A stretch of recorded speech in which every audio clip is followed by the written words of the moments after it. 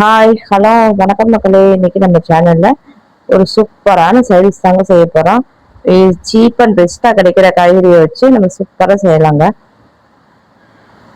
அது இந்த காய் வச்சு நம்ம செஞ்சோம் அப்படின்னா இது வந்து சாம்பாருக்கும் நல்லா இருக்கும். ரசம், சூப்பு, இன்னைக்கு நான் சூப்பு வச்சுதான் செஞ்சிருக்கேங்க.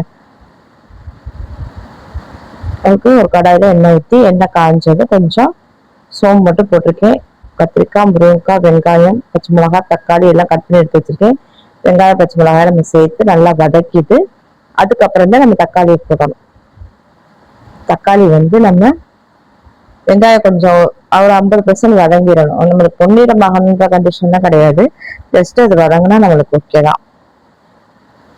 அதனால அடுப்பு மீடியம் ஃப்ளேம்ல வச்சுட்டு நான் பொறுமையா வதக்கணும்.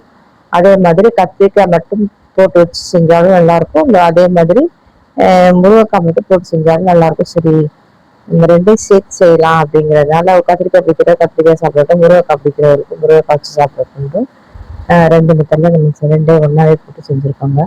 வெங்காயம், பச்சை மிளகாய் நல்லா வதங்கிடுச்சு. இப்போ வந்து நான் வந்து தக்காளி சேர்த்துட்டேன்.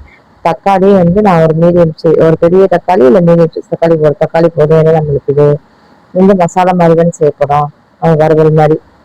அதனால வந்துட்டு கிரேவி கன்சிஸ்டன்சிங்கிறது சேர்க்கணும். அப்போ அப்படிங்கிற பட்சத்தில் நம்ம ரொம்ப புளிப்பு தன்மை தேவையில்லை. அதனால தக்காளி ஒரு சின்ன தக்காளி போட்டாலே நம்மளுக்கு போதும். தக்காளி நல்லா வதங்கி வரட்டும். தக்காளி வதங்குறதுக்கு யூஸ்வலாக நம்ம சேனலை இப்போன்னு சொல்றதா கல்லுப்பு போட்டேன்னா தக்காளி, வெங்காயம் எல்லாமே நல்லா வதங்கி வந்துடும். அது முக்கியமாக நம்ம கல்லுப்பு போட்டுக்கணும். அதுக்கப்புறம் நான் வந்து தக்காளி வதங்கிட்டு இருக்கும்போதே நான் முருங்கைக்காயை சேர்த்துட்டேன். எங்களுக்கு முருங்கைக்காய் வதங்க கொஞ்சம் நேரம் ஆகும். ஆனால் கத்திரிக்காய் சட்னி வதங்கிடும். அதனால கொஞ்சம் நேரம் இதுவும் சேர்த்து வதங்கட்டுமே கொஞ்சம் நேரம் போட்டுட்டு ஒரு 5 நிமிஷத்துக்கு முன்னாடி, ஒரு 5 நிமிஷமா ஒரு 10 நிமிஷத்துக்கு முன்னாடியே கொஞ்சம் நேரம் போட்டோம் அப்படின்னா இந்த முருங்கைக்காய் நல்லா வதங்கி வந்துடும். முருங்கைக்காய் நல்லா வதங்கி வந்ததுக்கப்புறம் நம்ம கத்திரிக்காய் நம்ம சேர்த்துக்கலாம். கத்திரிக்காய் சேர்த்து அதையும் நல்லா வதக்கிட்டு அதுக்கப்புறம் தான் நம்ம மசாலா சேர்க்கணும். மசாலா கண்டிப்பா காய்கறி இந்த எண்ணெயிலே வதங்கணும். எந்த சமையல் செஞ்சாலுமே, எந்த காய் போட்டு செஞ்சாலும் இந்த மாதிரி மசாலா போடுறதுக்கு, பொரிக்கிறதுக்கு, எதுக்குமே நம்ம மசாலாலாம் சேர்க்கறதுக்கு முன்னாடி அந்த காயை நம்ம நல்லா அதுல எண்ணெயிலே வதக்கும் போது அந்த காய் எண்ணெயிலே நல்லா வதங்கி வந்துடும். அப்போ நம்மளுக்கு அதுலேயே பாதி வெந்துடும். அதுக்கப்புறம் மசாலா போட்டு மசாலாவோட பச்சை வாசனை போற அளவுக்கு நம்ம வதக்கினாலே போதும். அதுக்கப்புறம் தண்ணி ஊற்றி இந்த தண்ணி வெட்டுற அளவுக்கு நம்ம விட்டு இறக்கும் போது சூப்பரா இருக்குங்க செய்து சாப்பிட்றதுக்கு. அதனாலதான் சொல்றேன், கொஞ்சம் பொறுமையா நம்ம வந்து அடுத்த மீடியம் ஃப்ளேம்ல வச்சுட்டு கொஞ்சம் இந்த மாதிரி நல்லா வதக்கி விட்டு செய்யும்போது நம்மளுக்கு சாப்பாடு டேஸ்டா சூப்பரா இருக்கும். நல்லா வதங்கி வந்துச்சுன்னா காயும் டக்குன்னு வெந்துடும். இதுக்கப்புறம் என்ன சேர்த்துருக்கிறோம், எப்போ மசாலா சேர்க்கணும். மஞ்சள் கம்பல்சரி. எந்த ஒரு டிஷ் செஞ்சாலும் மஞ்சள் தூள் சேர்த்துக்கணும். அது ஆன்டிபயோட்டிக் கண்டிப்பா நம்ம சேர்த்துக்கணும், கிருமி நாசினி இல்லையா. அதனால நான் அதுக்கப்புறம் ஒரு 1.5 ஸ்பூன் மிளகாத்தூள், ஒரு 2 ஸ்பூன்ல இருந்து 2.5 ஸ்பூன் மல்லித்தூள் சேர்த்துக்கோங்க. மல்லித்தூள் நம்ம கூட சேர்த்தாலுமே அது வந்து நம்மளுக்கு ஸ்ட்ரக்சர், அதாவது அந்த அந்த டிஷ் வந்து பாக்குறதுக்கு நல்ல கிரேவி கன்சிஸ்டன்சில இருக்கணும் அப்படின்னா நம்ம மல்லித்தூள் தான் நம்ம அதிகமாக சேர்க்கணும். மசாலா வறுவல் மாதிரி தான் செய்ய போறோம். இருந்தாலும் மசாலா மாதிரி தான் செய்ய போறோம். இருந்தாலும் நம்ம கொஞ்சம் மல்லித்தூள் சேர்க்கும் போது அது கொஞ்சம் நல்லா கிரேவி நம்மளுக்கு கொஞ்சம் மசாலா அதுல பிடிச்சிருந்தாதான் நம்மளுக்கு சாப்பிடும்போது, காயோட சாப்பிடும்போது டேஸ்ட்டும் நல்லா இருக்கும். அதனால மல்லித்தூள் வந்து கொஞ்சம் கூட போடணும். குழம்புக்கு அப்படின்னா அப்படியே டபுள் மடங்கா போடணும். இதுல 2 மடங்கு போடணும், அது 4 மடங்கு அந்த மாதிரி டபுளா போடணும்.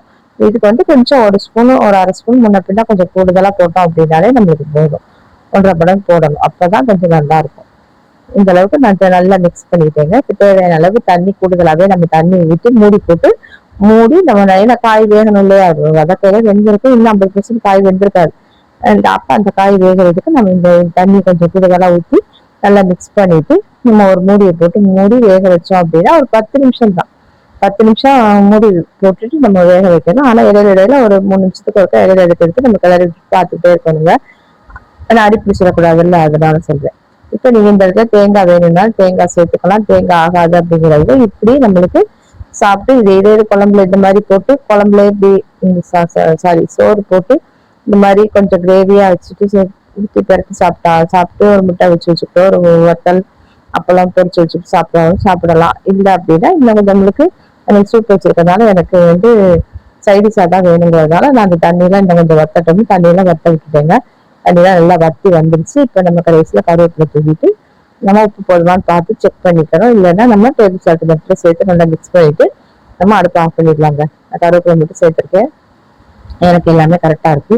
நான் இப்ப அடுப்பு ஆஃப் பண்ணிடுவேன். அவ்வளவுதாங்க. சூப்பரான சிம்பிளா செய்யற காய்கறி தாங்க. முருங்கைக்காயிலையும் நிறைய சத்து இருக்குங்க. இந்த மாதிரி ஒரு தடவை செஞ்சு பாருங்க. தேங்க்யூ.